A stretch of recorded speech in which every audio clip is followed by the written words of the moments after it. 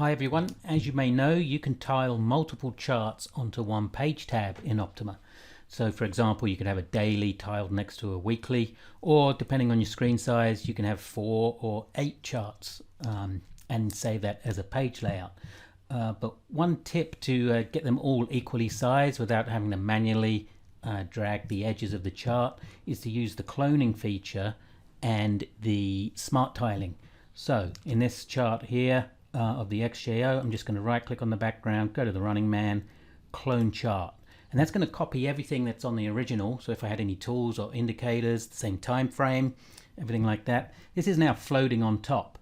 But if I click and drag the title bar with my mouse, you can see the blue shaded area that's the smart tiling. So that's going to tell me if I let go, that's where it's going to drop it. So that on the left hand side there, it's going to be exactly half.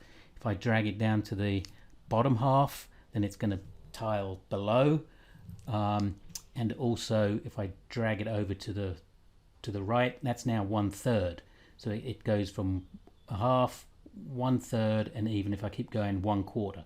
So I'm just going to do half for now and let go, and that's copied, and they're both exactly the same size. So if I wanted 4, I'm just going to do exactly the same again. Clone chart, grab the floating one, drag it down to the bottom right.